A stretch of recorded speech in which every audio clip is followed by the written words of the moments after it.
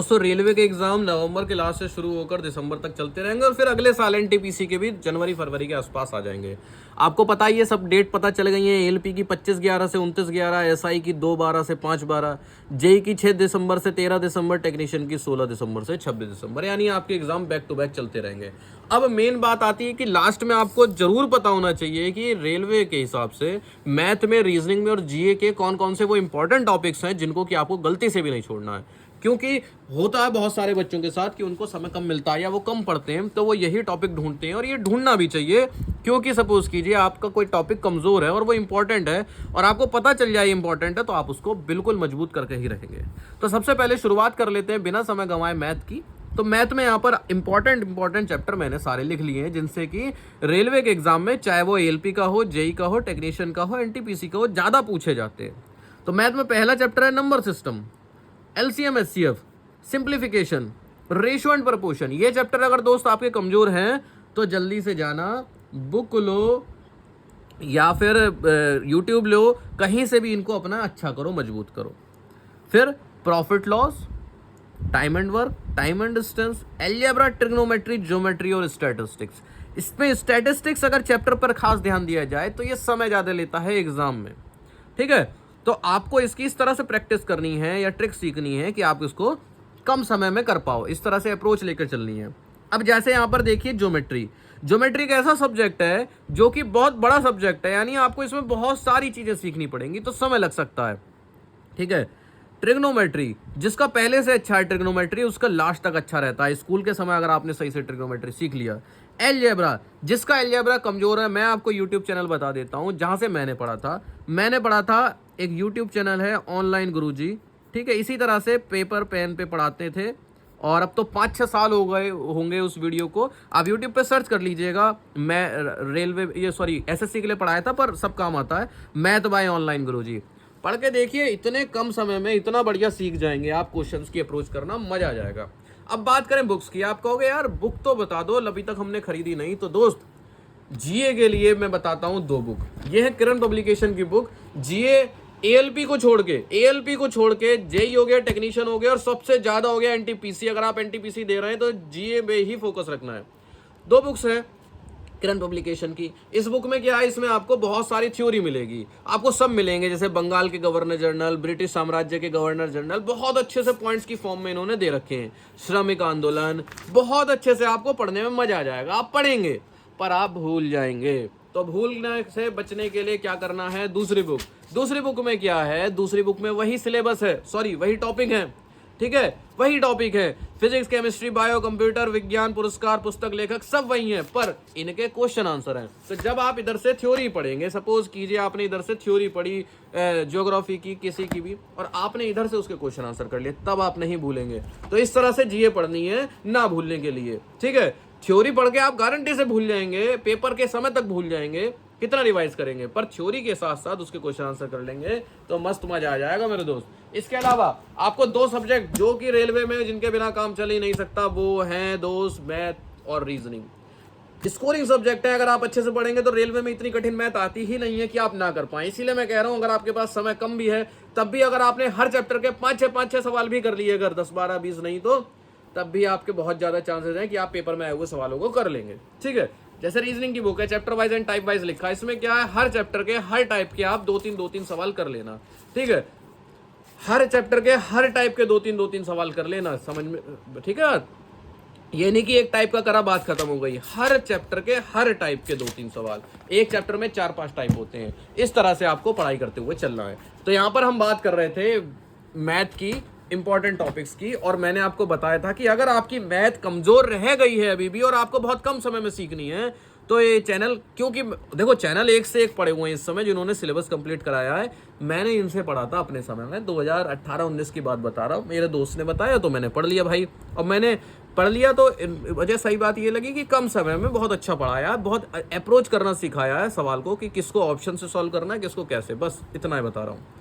ठीक है, अब चलते हैं दोस्त रीजनिंग पे analogy, similarity, blood relationships, symbols and notation, series, coding decoding, syllogism, statement and conclusion, miscellaneous. ठीक है, बुक से पढ़िएगा। मतलब इन चैप्टर्स को तो छोड़ना ही नहीं, भले ही 2 घंटे बचे हो पेपर में, बाहर बैठे हो, तो आप सोचो कि यार सीरीज है ये तो अब पढ़ लेता हूँ, बस छोड़ना नहीं है बिल्कुल भी, समझ लीजिए। अब मैं यहाँ पर आपको एक खास बात बताता हूँ जो आपको एक्सपीरियंस से पता चलेगी।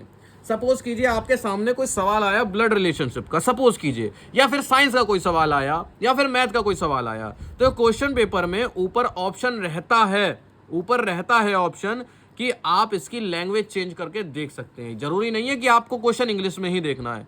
अब अगर सपोज करिए आपने ऊपर से क्वेश्चन की लैंग्वेज को हिंदी में चूज कर लिया, तो बहुत बार ऐसा होता है कि जो शब्द आप इंग्लिश में नहीं समझ पा रहे थे वो शब्द हिंदी के आसान होते हैं।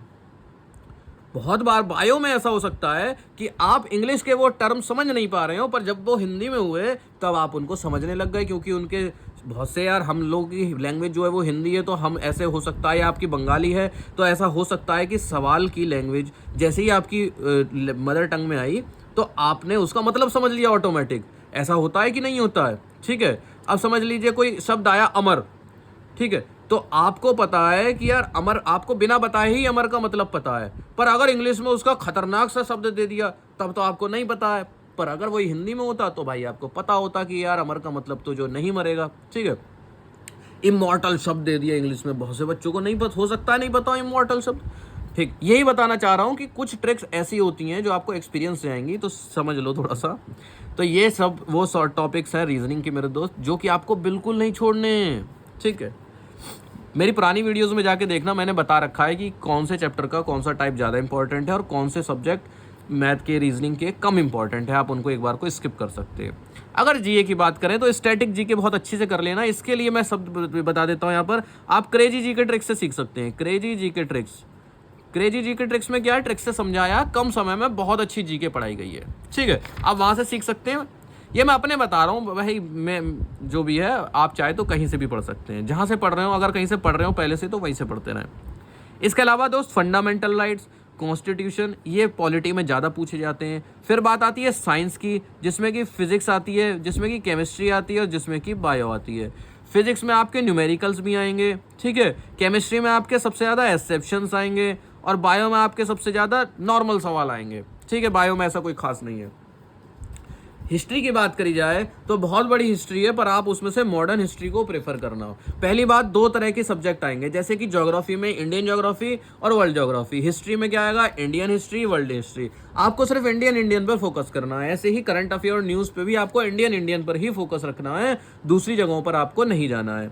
आर्ट एंड कल्चर से काफ़ी सवाल पूछे जाते हैं। अब आर्ट एंड कल्चर में बहुत सारी चीज़ें आ जाती हैं, जैसे कि फोक डांस आ गए आपके, ठीक है, जैसे आपके डांस आ गए, जैसे और भी कई सारी चीज़ें आ गई, जैसे इनाम आ गए, कौन सा इनाम मिलता है या कौन सी लैंग्वेज कहाँ पर है, इस तरह के कई सारी चीज़ें पूछे जाते हैं। आर्ट एंड कल्चर एक इम्पॉर्टेंट टॉपिक उभर के आता है रेलवे में। ठीक, इसके अलावा ज्योग्राफी में भी सिर्फ आपको इंडिया के ध्यान रखनी है, बाकी जाए भाड़ में। ठीक है, ये वो इंपॉर्टेंट टॉपिक्स हैं मेरे दोस्त जो मैंने आपको समझाया कि आपको ये बिल्कुल भी नहीं छोड़ने हैं। चाहे आप एएलपी का एग्ज़ाम देने जा रहे हो, चाहे जेई का, चाहे एनटीपीसी का, चाहे टेक्नीशियन का, किसी का भी आप एग्ज़ाम देने जा रहे हो, पर आपको ये एग्ज़ाम में टॉपिक ये नहीं छोड़ने हैं। बाकी आप कोई सा छोड़ो चाहे ना छोड़ो। इसके अलावा मैंने पुरानी वीडियोज़ में बता रखा है कि कौन से टॉपिक्स से किस चैप्टर से कितने नंबर का आता है। आप कहो तो मैं आपको दोबारा बता देता हूँ, सिलेबस भी दोबारा दिखा देता हूँ, जिससे कि आपको कुछ छूटे ना दोस्त। ये रहा मैथ, ये रही मैथ का पूरा सिलेबस, हर चैप्टर, और आगे जो परसेंटेज लिखी है, ये लिखा है कि इतने % सवाल आए हैं। तो जिस चैप्टर पे कम परसेंटेज लिखी हो आप उसको एक बार को स्किप कर सकते हैं। आप देख सकते हैं, वीडियो को पॉज कर सकते हैं, सिलेबस नोट कर सकते हैं, इंपॉर्टेंट चैप्टर मतलब उनके आगे उनकी परसेंटेज लिख लो, तो आपको भी एक आइडिया रहेगा कि हाँ इस चैप्टर से इतना आता है, तो इस चैप्टर को बिल्कुल नहीं छोड़ना है। ठीक, वीडियो को पॉज कर लेना, ठीक है, और फिर यहाँ से। इसके अलावा मैंने पहले भी बता रखा है कि हर चैप्टर में अलग अलग टाइप होते हैं।